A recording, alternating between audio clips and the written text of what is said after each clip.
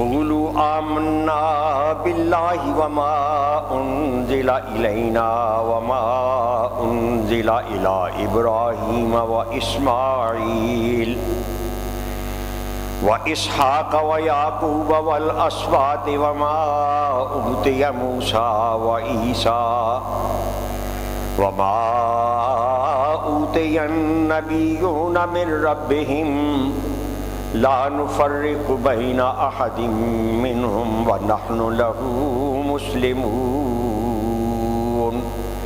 آمنت باللہ صدق اللہ مولانا العظیم وبلغنا رسوله النبی الکریم الامین ونحن على ذلك لمن الشاہدین والشاکرین والحمد للہ رب العالمین۔ فقد قال اللہ تبارک و تعالی فی شان نبیہ وحبیبہ مخبرا وآمرا ان اللہ وملائکتہ یصلون علی النبی یا ایہا الذین آمنوا صلوا علیہ وسلموا تسلیما۔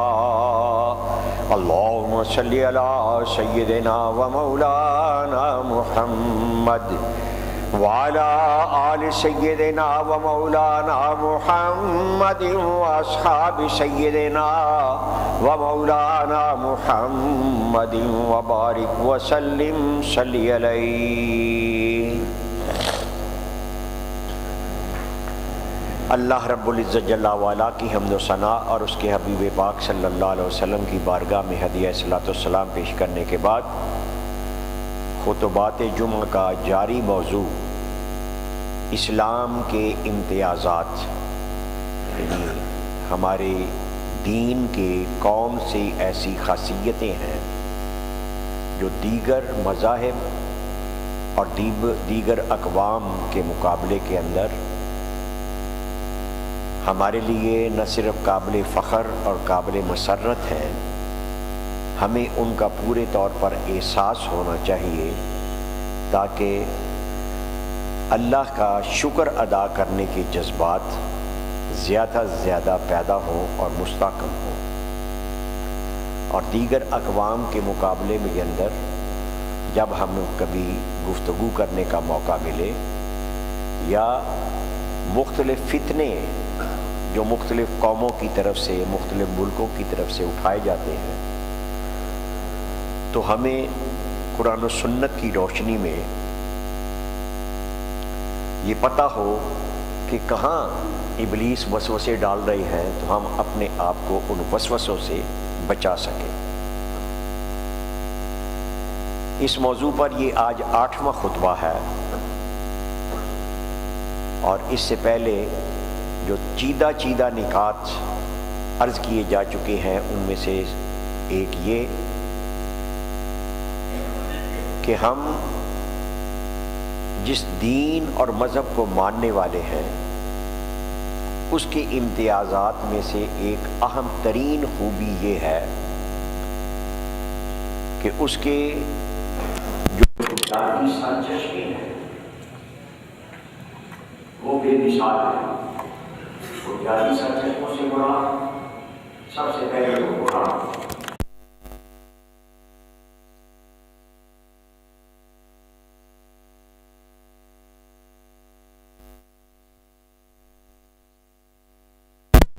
سب قوموں کی نسبت شامل اور قیامت تک کے تمام انسانوں کے لیے قرآن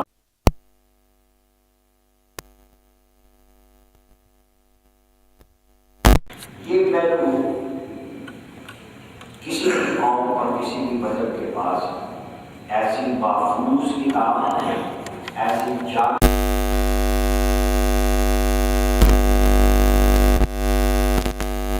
ہو کسی قوم کے پاس موجود نہیں ہے۔ جب ہم یہ بات کرتے ہیں تو اس کے اندر دیکھا جانا چاہیے کہ قرآن کریم کی تعلیمات اور دیگر قوموں کے مقابلے کے اندر اس کی کون کون سی ایسی خوبیاں ہیں کہ جو دیگر قوموں کے پاس نہیں ہیں،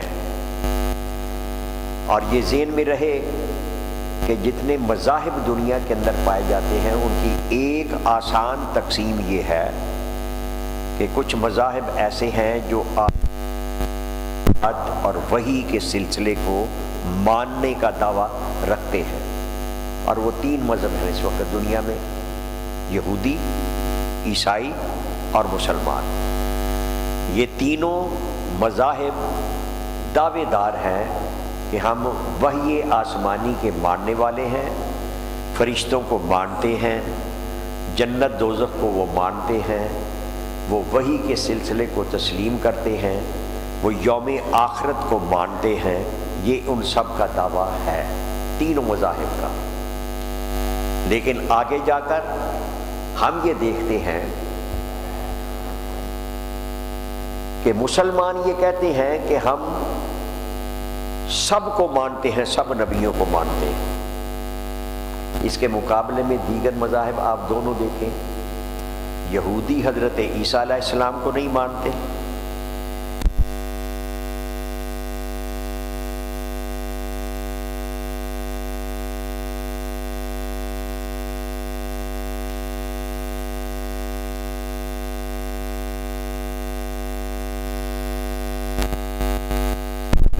ان میں ایک وجہ وہ یہ بھی بیان کرتے ہیں، وہ کہتے ہیں کہ یہ جبرائیل امین جو ہے وہ ہم ان کو نہیں مانتے، یہ پہلے وحی لے کر آیا کرتے تھے بنی اسرائیل کے پاس،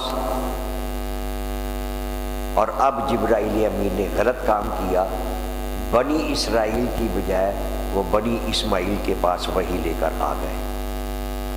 ان کی سابقہ کتابوں میں، زبور میں، تورات میں یہ خبریں موجود تھیں کہ ایک نبی آخر الزماں آئے گا جس کے اوپر نبوت ختم ہو جائے گی، وہ سب نبیوں کا سردار ہوگا۔ نبی کریم صلی اللہ علیہ وسلم کی جسمانی نشانیاں بھی کچھ بیان ہوئی تھیں، اور آپ کی نبوت اور آپ کی تعلیمات، ان کو یہ توقع تھی کہ مسلسل اوپر سے یہ ایک سلسلہ چلا آ رہا تھا کہ نبوت جو ہے وہ بنی اسرائیل میں ہی آتی تھی۔ یہ بھی یاد دلا دوں، پہلے بیان ہو چکا ہوا ہے کافی عرصہ پہلے، لیکن اس موڑ کے اوپر ایک پوائنٹ کو اہمیت کی وجہ سے دہرانا مناسب اور مفید ہے کہ حضرت ابراہیم علیہ السلام جو ہیں ان کو جد الانبیاء بھی کہا جاتا ہے، انبیاء کے دادا کیوں کہا جاتا ہے کہ آپ سے اوپر سیدنا آدم علیہ السلام پہلے انسان اور پہلے نبی، اس کے بعد دوسرا نام جو ہے وہ آتا ہے آدم ثانی، حضرت نوح علیہ السلام۔ اب میں حضرت ابراہیم علیہ السلام سے اوپر کی بات کر رہا ہوں، آدم علیہ السلام، نوح علیہ السلام، حضرت ادریس علیہ السلام، حضرت آدم کے بیٹوں کا بھی کچھ ذکر آتا ہے۔ تو یہ سلسلہ جو ہے وہ طوفان نوح کے اندر جب ساری نسل انسانی مٹا دی گئی، وہاں سے نسل انسانی کا دوبارہ آغاز ہوتا ہے ان 72 افراد سے جو کشتی کے اندر سوار تھے، وہ بچے، اور اس سے آگے پھر نسل انسانی چلتی ہے۔ اس لیے حضرت نوح علیہ السلام کو آدم ثانی کہا جاتا ہے، یعنی دوسرے آدم جہاں سے نسل انسانی آگے چلی۔ آگے جب ہم بڑھتے ہیں تو سب سے جلیل المرتبت جو شخصیت نبوت کا تاج اللہ پاک نے جس کو پہنایا وہ حضرت ابراہیم خلیل اللہ علیہ السلام، وہ ہے حضرت ابراہیم علیہ السلام سے لے کر حضرت عیسیٰ علیہ السلام تک جتنے نبیوں کے نام آپ کو قرآن اور حدیث میں ملیں گے، سارے کے سارے نبی وہ حضرت ابراہیم علیہ السلام کی اولاد سے آئے، سارے نبی۔ اور اس میں بھی پھر ایک دلچسپ بڑا انٹرسٹنگ پوائنٹ ہے وہ کہ حضرت ابراہیم علیہ السلام کے 2 بیٹے ہیں، حضرت اسماعیل علیہ السلام اور حضرت اسحاق علیہ السلام، یہ حضرت ابراہیم کے دو بیٹے۔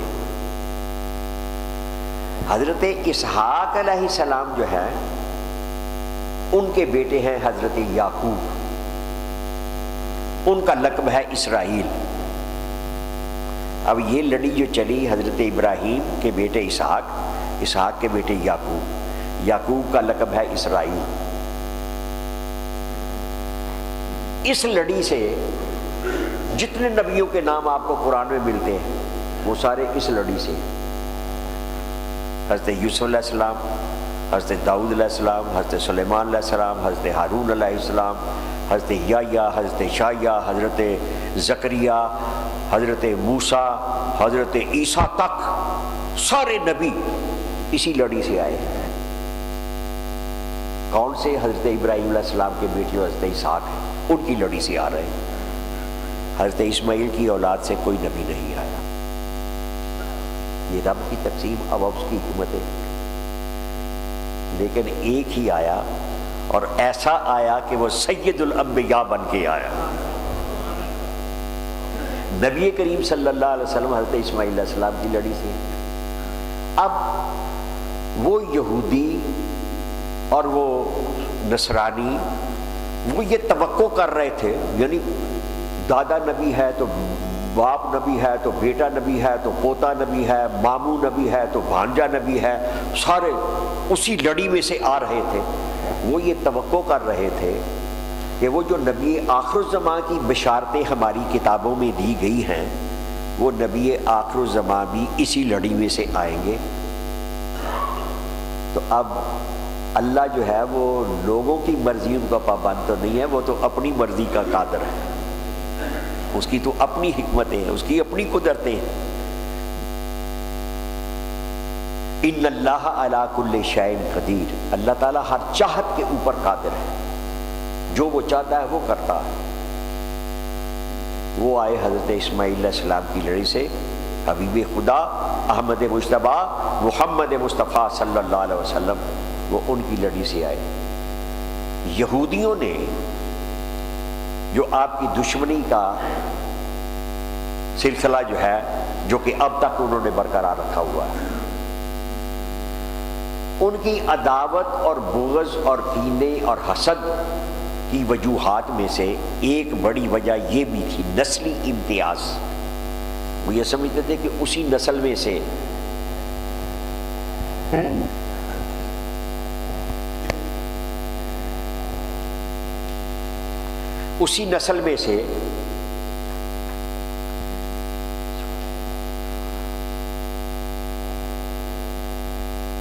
حضور آئیں گے۔ حضور آئے بنی اسماعیل سے، تو ان کی عداوت کی جو وجوہات ہیں ان میں سے ایک وجہ یہ بھی نسلی امتیاز۔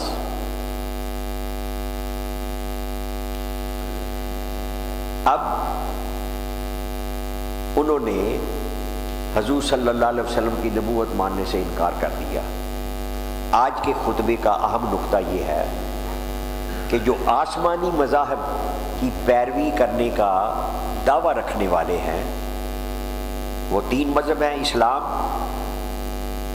عیسائیت اور یہودیت، لیکن وہ دونوں اپنے دعووں کے اندر جھوٹے ہیں، ہم سچے ہیں۔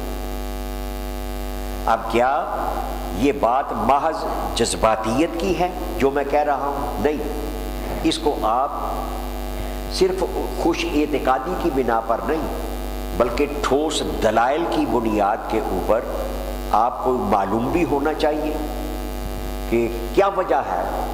کیا کوئی ایسی ناقابل تردید دلیل ہے ہمارے پاس جس کا ان کے پاس کوئی معقول جواب نہ ہو؟ تو بہت سارے دلائل میں سے آج صرف ایک کا ذکر میں کر رہا ہوں، وہ یہ کہ یہودی یہ کہتے ہیں کہ ہم محمد مصطفیٰ کو نہیں مانتے، حضرت عیسیٰ علیہ السلام کو نہیں مانتے۔ عیسائی یہ کہتے ہیں ہم حضرت عزیر علیہ السلام کو نہیں مانتے۔ یہودیوں نے بعد میں یہ بھی کہہ دیا کہ ہم جبرائیل علیہ السلام کو بھی نہیں مانتے۔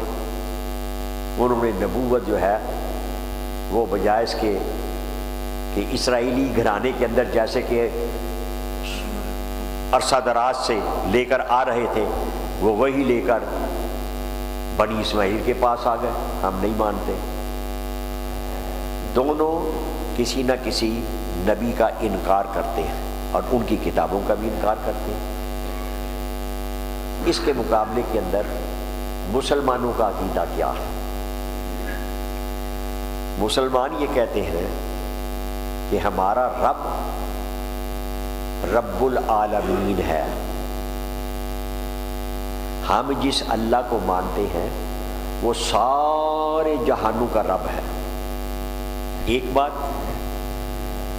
ہم جس نبی کو مانتے ہیں وہ نبی بھی رحمت للعالمین ہے، وہ سارے جہانوں پہ رحمت ہے۔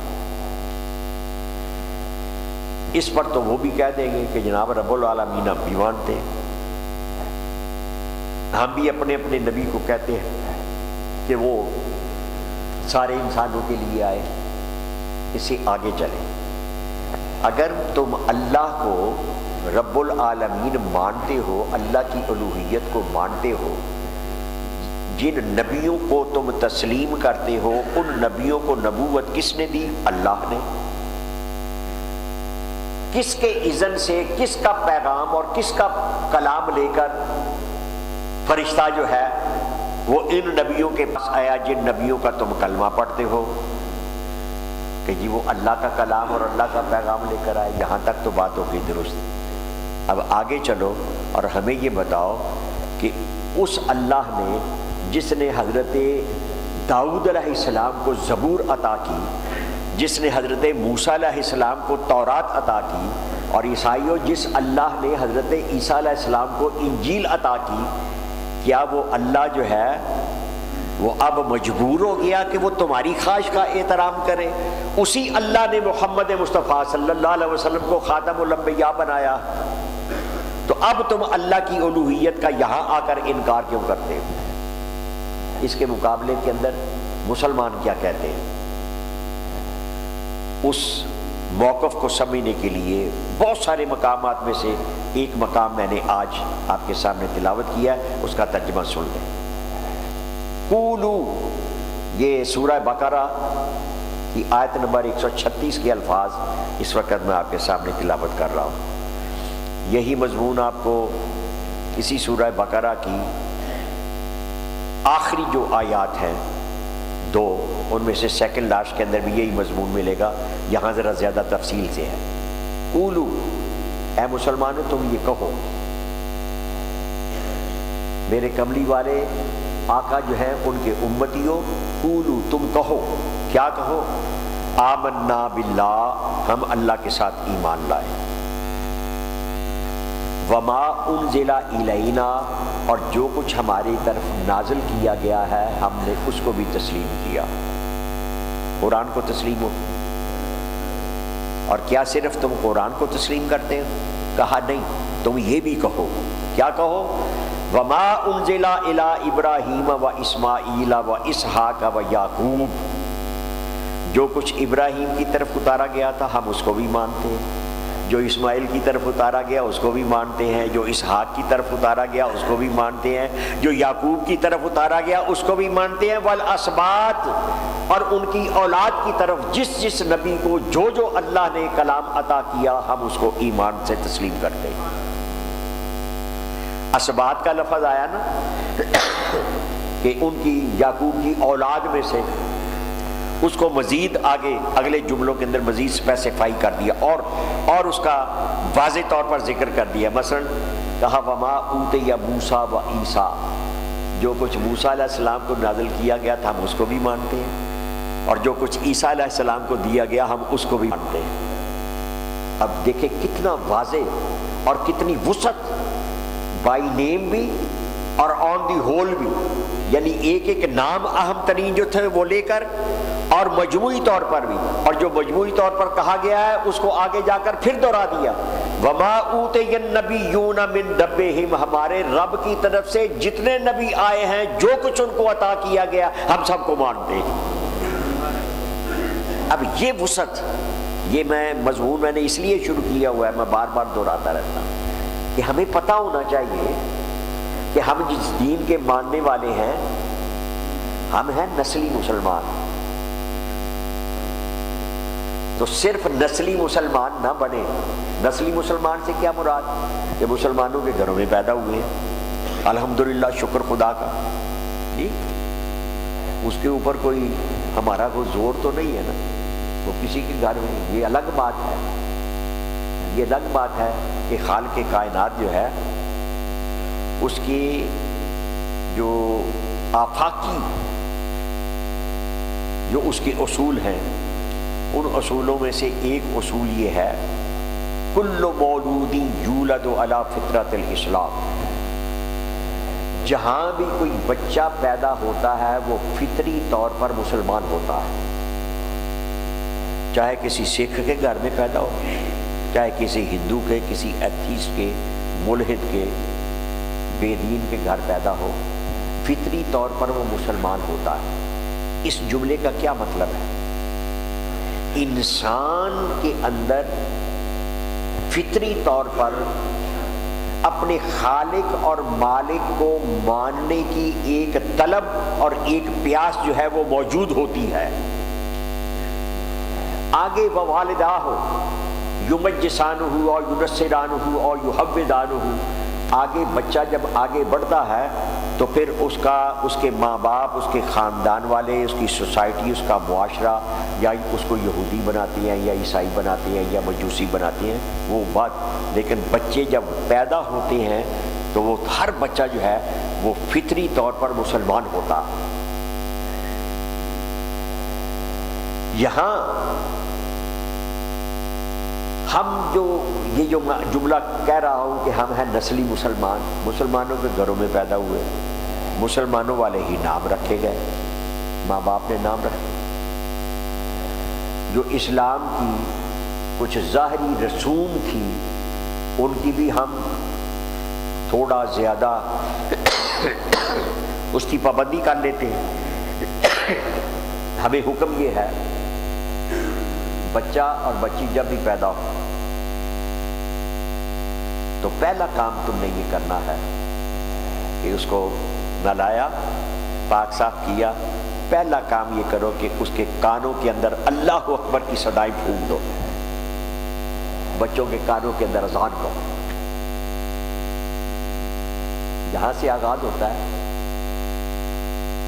یہاں اب میں ایک کوتاہی کی طرف اشارہ کرنے لگا ہوں. یہاں بھی اتنی کوتاہی، معاشرے کے اندر اتنا زوال آ گیا کہ بچے کے کان کے اندر اذان کہنی ہے تو کہتے ہیں مولوی صاحب کو بلا کر لاؤ. مولوی صاحب کا اس میں اللہ کے بندے تو خود اذان کہہ، خود تمہیں اذان کہنی چاہیے. تو وہ اتنا بھی نہیں کرتے. یعنی یہ زوال کی بات ہے نا. اس کو آپ اس دوسرے پہلو میں لے لے، خیر اس میں دور نہیں جاتا. تو یہ جہاں سے آغاز ہوتا ہے مسلمان بچے کی عملی زندگی کا، اللہ اکبر اللہ اکبر. 6 مرتبہ تو صرف یہ جملہ آئے گا ایک اذان کے اندر. کہا دایاں کان جو ہے اس کے اندر اذان کہو اور بایاں کان جو ہے اس کے اندر تکبیر کہو، اقامت جو جماعت کے وقت کہی جاتی ہے. آپ اندازہ کریں قد قامت الصلاۃ، قد قامت الصلاۃ کے الفاظ جو ہیں وہ اقامت کے اندر آتے ہیں، تکبیر میں آتے ہیں نا، اذان میں نہیں ہے. قد قامت الصلاۃ کے الفاظ تکبیر میں، اقامت میں آتے ہیں. کہا کہ دائیں کان میں اذان کہو اور بائیں کان کے اندر اقامت کہو. اب اقامت کے یہ جو الفاظ ہیں، قد قامت الصلاۃ، نماز تیار ہو گئی، نماز کھڑی ہو گئی. قد قامت الصلاۃ، نماز تیار ہو گئی، نماز کھڑی ہو گئی، جماعت. اب بچہ جو ہے اس نے کون سی جماعت پڑھنی ہے؟ جماعت کے ساتھ نماز پڑھنی ہے. ذرا غور کریں. پہلا سبق جو دیا جا رہا ہے اور جو ہمیں حکم ہے کہ یہ صدائیں اللہ اکبر کی اپنے بچوں کے پہلے سبق کے طور پر پھونک دو ان کے کانوں کے اندر. اب اگر اسی پھونک اور وہ دم جو کیا گیا ہے کانوں کے اندر، اذان کہہ کے اس کے کانوں میں پھونک مار دو، یہ جو پھونک ماری گئی ہے، یہ جو دم کیا گیا ہے، اور یہ جو اللہ اکبر کی صدا، اس کی ذرا اہمیت اور معنویت کے اوپر غور کریں۔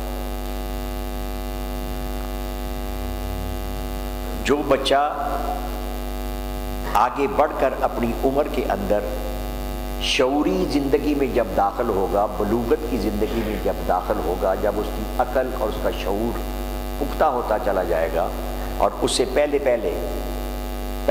کیا ہے، جتنے ارکان ہیں اسلام کے، کلمہ طیبہ کے بعد نماز، روزہ، حج، زکوٰۃ، جہاد، یہ سارے ارکان ہیں۔ سارے ارکان جو ہیں وہ بچے اور بچی کے بالغ ہو جانے کے بعد اس کے اوپر فرض ہوتے ہیں۔ جب تک بچہ اور بچی بالغ نہ ہو، اس وقت تک قانوناً کوئی فرض جو ہے وہ عائد نہیں ہوتا۔ یہ رب رحیم اور کریم کا، اس علیم اور حکیم ذات کا اپنی حکمت کے ساتھ، اپنی قدرت کے ساتھ جو اس نے اپنے حبیب صلی اللہ علیہ وسلم کے ذریعے سے جو تعلیمات دی ہیں، ان میں سے یہ ہے کہ جب تک بچہ اور بچی بالغ نہیں ہوگے، اس وقت تک کوئی فرض عائد نہیں ہوتا۔ لیکن ان تمام ارکان میں سے نماز ایک ایسا رکن ہے، ایک ایسا فرض ہے کہ جس کی کچھ امتیازی خصوصیات ہیں۔ امتیازی خصوصیات کیا؟ مثلا روزہ، وہ تو سال کے بعد آئے گا، رمضان المبارک فرض روزہ جو ہے وہ رمضان المبارک سال کے بعد آئے گا۔ حج پوری زندگی میں ایک مرتبہ فرض ہے، روزہ سال کے بعد آ رہا ہے، حج پوری زندگی میں ایک مرتبہ فرض، زکوٰۃ فرض ہے لیکن وہ بھی سال کے بعد آئے گی، اور سال کے بعد آنے کے ساتھ ساتھ سب کے اوپر زکوٰۃ فرض عائد نہیں ہوگی، صرف امراء کے اوپر ہوگی۔ امراء سے کیا مراد؟ کہ ہر وہ مومن اور مومنہ جس کے پاس اپنی بنیادی ضروریات زندگی پوری کر لینے کے بعد اس کے پاس اتنا مال، دولت، سونا، چاندی اس کے پاس موجود ہو جو حد نصاب کو پہنچنے والا ہو۔ بنیادی ضروریات زندگی پوری کر لینے کے بعد اتنا مال، دولت، سونا، چاندی موجود ہو، جانور موجود ہو جو حد نصاب کو پہنچنے والے ہوں، تو صرف اس مومن اور مومنہ کے اوپر سال کے بعد زکوٰۃ فرض ہوگی۔ اب یہ میں نے موٹے موٹے 3 ارکان آپ کو بتا دی۔ روزہ سال کے بعد، حج پوری زندگی میں ایک مرتبہ، زکوٰۃ سال کے بعد اور صرف صاحبان نصاب کے اوپر۔ لیکن نماز زندگی میں ایک مرتبہ نہیں، یا سال کے بعد نہیں، ہر روز آئے گی اور 5 مرتبہ آئے گی۔ اب اس کی اہمیت ہوگی نا غیر معمولی دیگر ارکان کی بنسبت۔ اس لیے نماز کے فرض کے بارے میں ہمیں حکم یہ ہے کہ جب بچہ تمہارا اچھی طرح کو بول چال الفاظ ادا کرنے کے قابل ہو جاتا ہے، جہاں ہم اسے ماما پاپا اور ممی ڈیڈی کہنے پر بچہ جب کہتا ہے تو ہم خوش ہوتے ہیں، ابو امی کہنے پر، کہ وہ بچے جو آج ابو کہہ رہا ہے، آج امی کہہ رہے ہیں، تو ہم خوش ہوتے ہیں۔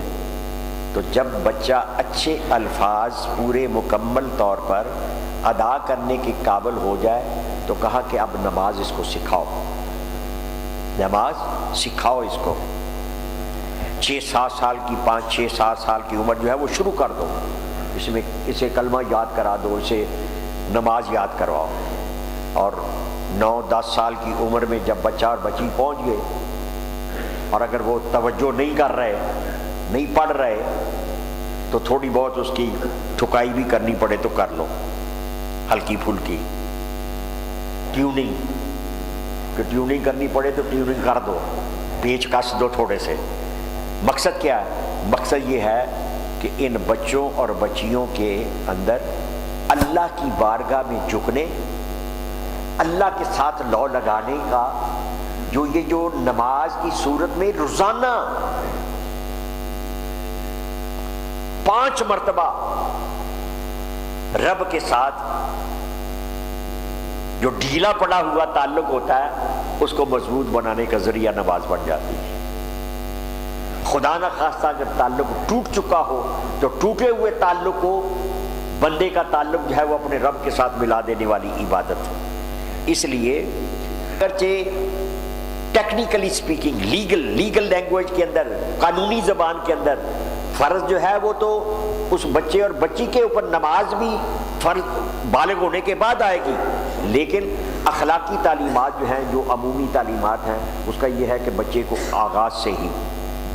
अब ज़रा गौर करें, इस वक्त मैं आपको तवज्जो दिला रहा हूँ उस अल्लाह अकबर के लफ्ज़ की तरफ और मुसलमानों के इम्तियाज़ात बता रहा हूँ। किसी मज़हब के पास ये निज़ाम मौजूद है, किसी मज़हब के पास, ये जो आसमानी मज़हब के पैरवी करने वाले हैं, यहूदी और नसरानी, ईसाई, उनके पास भी ये नमाज़ों का ये निज़ाम जो है वो मौजूद नहीं। ये सिर्फ हुजूर की उम्मत का खासा है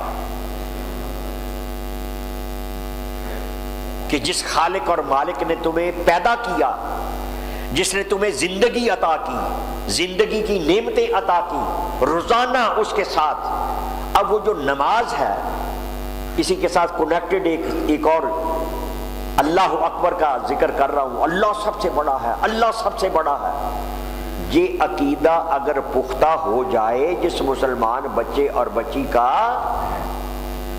क्या वो फिर किसी और फिरौन की फिरौनियत और खुदाई का दावा करने वाले किसी की किबरियाई को तस्लीम करेगा? हरगिज नहीं कर सकता। ये जो सुबहान रब्बियल आला जिसने पुकारना है कि पाक है मेरा परवरदिगार जो सबसे ऊंची शान वाला है। जब कोई मुसलमान बच्चा और बच्ची, अब वो जब ये सबक उसको उसने याद कर लिया, दिलो दिमाग के अंदर उसके उतर गया और आपने उतार दिया, आप कैसे उतारेंगे? उसका आसान और काबिल अमल नुस्खा सिर्फ एक है, कोई दूसरा नहीं। वो क्या? कि आप सिर्फ बच्चों को कहें कि तू नमाज पढ़ और खुद ना पढ़े तो उसके अंदर वो नमाज जो है वो सही मानों में उसके दिलो दिमाग के अंदर नहीं उतरेगी। खुद पढ़े तो फिर आपको जबान के साथ इतना ज्यादा कहने की जरूरत नहीं पड़ेगी। बात शुरू हुई थी अल्लाह अकबर से कि बच्चा और बच्ची पैदा हुआ, अल्लाह अकबर की सदाएं उसके कानों के अंदर फूंक दो। अब जब नमाज की तलकीन आई तो जरा गौर करें कि एक एक रकत के अंदर उसका आगाजी नमाज का, चाहे फर्ज नमाज है, चाहे वाजिब है, चाहे सुन्नत है, चाहे नफल है, कहां से आगाज होता है? अल्लाह अकबर। आप घर में अकेले नमाज पढ़ रहे हैं, आप जंगल में हैं, आप जहाज में सवार हैं, आप समंदरी सफर कर रहे हैं, आप जहां भी हैं, जब नमाज का वक्त आया अल्लाह अकबर। और फिर इस अल्लाह अकबर को इस एंगल से भी देखें। इब्तिदा में ही कानों के अंदर अल्लाह अकबर फूंक दिया गया। ये सबक इंसान गाफिल भी है, गफलत, पर्दे पड़ जाते हैं, मैल आ जाती है दिलो दिमागों के ऊपर, तो मैल आ गई, गर्दो गुबार आ गया, रोशन हकायक जो हैं वो जैसे बिल्कुल इसी तरह जैसे सूरज सबसे ज़्यादा चमकने वाली चीज़ हमारी कायनात की, तो बाज़ औक़ात ऐसा गर्दो गुबार उठता है कि वो दरमियान में गर्दो गुबार की तय आ गई और वो सूरज का चेहरा छुप गया। इसी तरह हिदायत का नूर, हिदायत की रोशनी اس کے اوپر غفلتوں کا غبار، گناہوں کی میل، یہ اس انداز کی چیزیں جب آ جاتی ہیں تو وہ روشنی جو ہے وہ اس مدھم پڑ جاتی ہے، درمیان میں آڑ آ گئی۔ سونے رب نے کیا انتظام کیا، حضور کی سونے حبیب کی امت کے لیے کیا انتظام فرمایا؟ کہا روزانہ جہاں بھی تمہاری آبادی موجود ہے، روزانہ 5 مرتبہ اللہ اکبر کی صدائے بلند کر دو، اذانیں۔ یہ ہم جیسے غفلتوں کی غفلت دور کرنے کے لیے سونے رب نے کتنا سونا انتظام کیا اپنے سونے حبیب کی امت کو۔ یہ میں گزشتہ خطبے میں نے آپ سے عرض کیا تھا کہ حضور جب معراج پر تشریف لے گئے ہیں تو اس رات اللہ نے اپنی حبیب کی امت کے لیے یہ نماز کا تحفہ، اور حضور فرماتے ہیں الصلاۃ معراج المومنین، کہا کہ حبیب تجھے معراج عطا فرمایا ہے تو تیری معراج کے صدقے تیری امت کو بھی نماز کی عبادت کی صورت میں معراج عطا کر دیا۔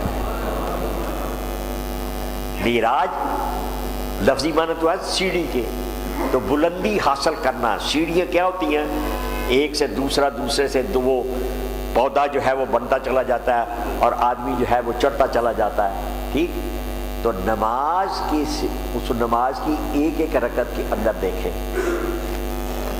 سوائے رکوع کے کہ رکوع سے جب آپ نے اوپر اٹھنا تو آپ نے سمع اللہ لمن حمدہ، وہ ایک الگ ایک وہ سبق ہے، باقی تمام کی تمام حرکتیں جو ہیں نماز کی ایک رکعت میں وہ اللہ اکبر سے ہوگی۔ شروع ہو رہا ہے اللہ اکبر، رکوع میں جا رہے ہیں اللہ اکبر، تو سوائے وہ سمع اللہ لمن حمدہ اور ربنا لک الحمد کے باقی آپ پہلے سجدے میں جا رہے ہیں تو اللہ اکبر، سجدے سے سر اٹھا رہے ہیں تو اللہ اکبر، دوسری مرتبہ سجدے میں جا رہے ہیں تو اللہ اکبر، پھر سر اٹھا رہے ہیں تو اللہ اکبر۔ اور دوستو غور تو کرو، یہ اللہ اکبر کا اتنا درس جو دیا گیا ہے اس کو جو یاد رکھ لے، اپنے دل و دماغ کے اندر بٹھا لے، کیا وہ کسی باطل کے سامنے جھک سکتا ہے؟ یہ صرف وہی جھکے گا، صرف وہی وہ نام نہاد جسے کمپرومائز کہتے ہیں، کمپرومائز کرے گا جو اپنے اللہ کو بھول چکا، اور وہ ایک زبان سے جو مرضی کہتا چلا جائے کہ میں مسلمان ہوں۔ یاد کریں نا ذرا اپنے پرویز مشرف کو، ایک کال آئی لمبا پڑ گیا، مسلمان کا کیا کام؟ وہی پالیسی آپ کی اب تک کی حکومت جو ہے یہ بھی جاری رکھے ہوئے۔ اللہ اکبر جس نے، اور ہم عملی طور پر اس وقت ہم امریکہ اکبر کر رہے ہیں، امریکہ سے ڈرتے ہیں۔ اللہ اکبر کا جس نے سبق یاد کر لیا پھر وہ دنیا کے اندر کسی اور کو بگ پاور نہیں کہے گا، فلاں بگ پاور ہے۔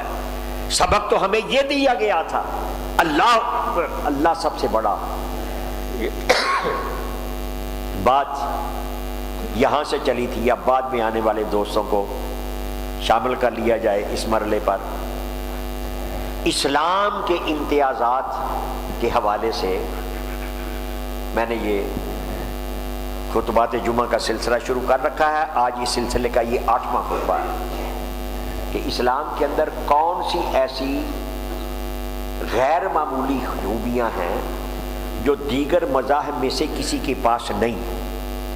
تو آج میں نے یہاں سے ذکر شروع کیا تھا کہ مسلمان اللہ کے فضل و کرم سے اپنے عقیدے کے اعتبار سے اتنی ان کے اندر وسعت ہے،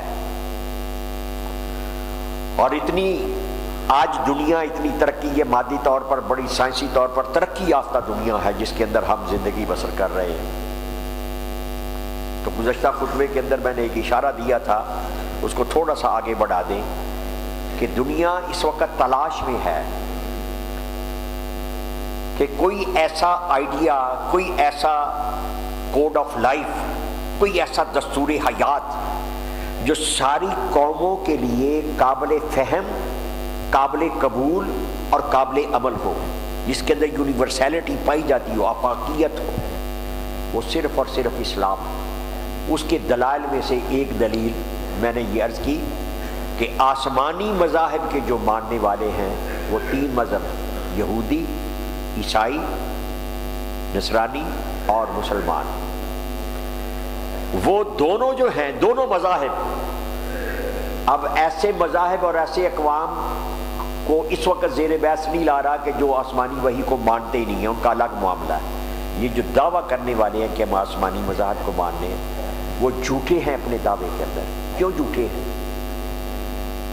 یہودی اگر یہ کہیں کہ ہم حضرت عیسیٰ علیہ السلام کو نہیں مانتے، ہم تو حضرت داؤد علیہ السلام کی زبور اور حضرت سلیمان علیہ السلام اور حضرت موسیٰ علیہ السلام اور بس ان چند انبیاء کو مانتے ہیں، ہم باقی کو نہیں مانتے، تو وہ اپنے کنٹراڈکشن یہ آ گیا، تضاد یہ آ گیا کہ تم یہ بتاؤ کہ موسیٰ جن کو تم مانتے ہو علیہ السلام اور حضرت ہارون اور حضرت داؤد، یہ جن کو تم مانتے ہو، ماننے ان کو نبوت اور ان کو کتابیں کس نے عطا کی؟ اللہ نے۔ تو جس اللہ نے ان کو نبوت اور کتاب اور صحیفہ عطا کیا، وہی اللہ اپنی حکمت سے، اپنی قدرت سے، اپنی مشیت کے ساتھ، اپنے فیصلے کے مطابق کسی اور کو جب وہ نبوت اور کتاب اور صحیفہ دے اور تم یہ کہو کہ ہم نہیں مانتے، تو یہ کیا بات ہے؟ اس کا مطلب یہ ہوا کہ تم نے اللہ کی الوہیت کا انکار کیا۔ اللہ تو وہی ہے۔ اسی طرح عیسائی جو ہیں وہ کہہ دیتے ہیں کہ ہم حضرت عزیر علیہ السلام کو نہیں مانتے۔ مسلمان اس کے مقابلے کے اندر ان کا عقیدہ کیا ہے؟ یہ آیت کریمہ کا ترجمہ سن لیں، اب کتنی وسعت ہے، اور آپ کو اس کی پورے طور پر اس کی شناخت ہونی چاہیے اور اللہ کا شکر ادا کرنا چاہیے کہ ہم ایسے عقائد رکھنے والے ہیں جن کے اندر کوئی نسلی تعصب یا کسی قوم کے ساتھ مجموعی طور پر کوئی عداوت، کوئی بغض یا کوئی کینہ نہ۔ مسلمانوں کا عقیدہ کیا ہے؟ قولوا آمنا، اے مسلمانوں تم یہ کہو ہم ایمان لائے۔ کس کے ساتھ؟ باللہ، اللہ کے ساتھ ایمان لائے۔ جب اللہ کے ساتھ ایمان لائے تو وہ اللہ جو فیصلہ کرے گا، جو حکم دے گا، ہم اس کا ہر فیصلہ اور ہر حکم جو ہے وہ تسلیم کریں گے۔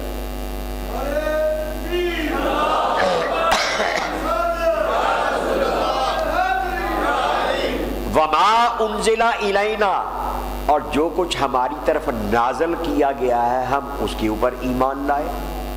اور کیا ہم صرف اسی پر ایمان لائے ہیں جو ہماری طرف نازل کیا گیا، یعنی قرآن؟ کیا ایسا ہی صرف اتنا؟ کہا نہیں، اے مسلمانوں تم یہ کہو، تم اپنا عقیدہ پہچانو اور اس کے اوپر ڈٹ جاؤ، اور تمہارا عقیدہ جو ہے اس کے اندر اتنی وسعت ہے۔ کہا وما انزل الی ابراہیم و اسماعیل، جو کچھ ابراہیم کی طرف اتارا گیا اس کو بھی مانتے ہیں، جو اسماعیل کو عطا کیا گیا اس کو بھی مانتے ہیں، وہ اسحاق و یعقوب، جو اسحاق اور یعقوب کو ملا ان کو بھی مانتے ہیں، والاسباط، اور یعقوب علیہ السلام کی اولاد کو جو کچھ ملا ہم اس کو بھی مانتے ہیں، وما اوتی موسیٰ و عیسیٰ، اور موسیٰ علیہ السلام کو جو کچھ دیا گیا ہم اس کو بھی مانتے ہیں، عیسیٰ علیہ السلام کے اوپر جو کچھ اتارا گیا ہم اس کو بھی مانتے ہیں۔ اور ان سارے انبیاء کے کچھ نام آ گئے، کچھ ایک قبیلے کی بات آ گئی، اور آگے پھر علل اطلاق اور وسعت کو بڑھا دیا تاکہ کوئی شک شبہ جو ہے اس کی ایک رمق بھی باقی نہ رہ جائے عقائد کے اندر۔ کہا وما اوتی النبیون من ربہم، رب کی طرف سے جتنے نبی بھیجے گئے جو کچھ ان کو عطا کیا گیا ہم سب کو مانتے ہیں۔ تو ہمیں ان عقیدوں کی شناخت ہونی چاہیے نا، پہچان ہونی چاہیے، پھر اس کی قدر ہونی چاہیے، پھر اس کے اوپر اللہ کا شکر ادا کرنا چاہیے کہ اتنی وسعت ہے ہمارے، تنگ نظری نہیں ہے۔ اور پھر کہا لا نفرق بین احد منہم، ان میں سے ہم کسی کے درمیان فرق نہیں کرتے۔ اور وَنَحْنُ لَهُ مُسْلِمُونَ، ہم اس کی ذات اور اس کی صفات اور اس کے کلام کو اور اس کے افعال کو اور اس کے اعمال کو تسلیم کرنے والے۔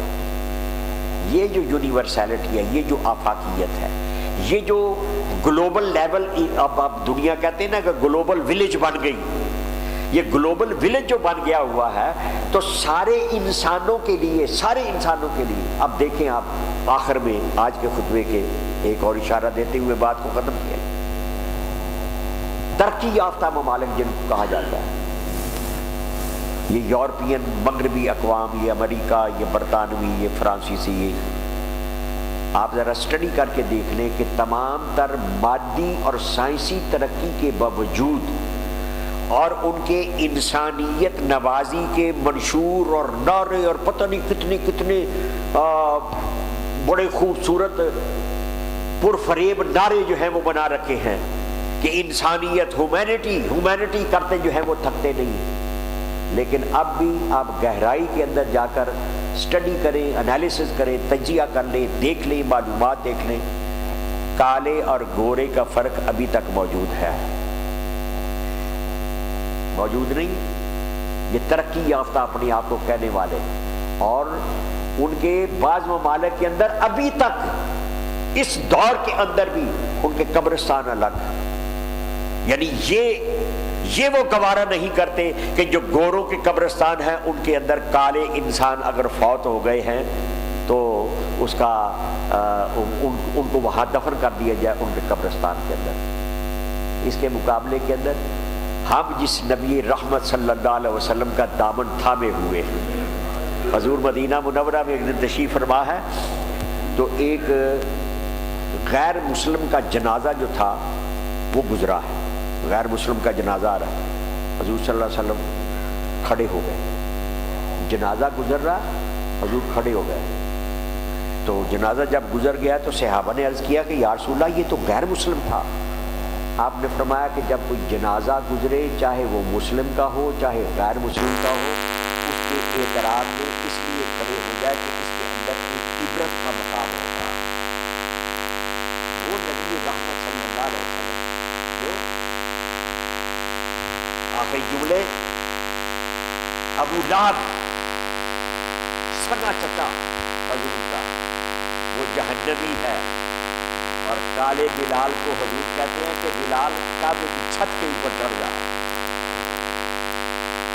ایک دسترخوان کے اوپر اپنے غلاموں کے ساتھ بٹھاتے۔ کوئی کالے اور گورے کا فرق نہیں، کوئی امیر اور غریب کا فرق نہیں، اور کوئی نسلی فرق نہیں۔ نبی کریم صلی اللہ علیہ وسلم ارشاد فرماتے ہیں ایک ضابطہ دیا، اس ضابطے پر اگر آج صرف ایک اس ضابطے کو یاد کر لیں، خدا کی قسم آپ کی اپنی ذاتی تقدیر اور آپ کی ملک اور قوم کی تقدیر بدل جائے۔ وہ کیا ہے؟ حضور فرماتے ہیں ان اکرمکم عند اللہ اتقاکم، تم میں سے سب سے زیادہ عزت والا وہ ہے جو سب سے زیادہ متقی اور پرہیزگار ہے، جو صاف ستھری زندگی بسر کرتا ہے۔ تمہیں لیڈر اپنا منتخب کرنے کے لیے صرف اس کو اگر ایک معیار بنا لو، یہ طرح طرح کے رنگ برنگے میڈک بابو جو پھر رہے ہیں نعرے لگاتے ہوئے اور اپنے اپنے منشوروں کی طرف آپ کو بلانے والے، صرف اسی ایک بنیاد کو اگر ہم سمجھ لیں تو ہماری زندگی کے اندر انقلاب آ جائے۔ اللہ تعالیٰ غور فکر اور ہمیں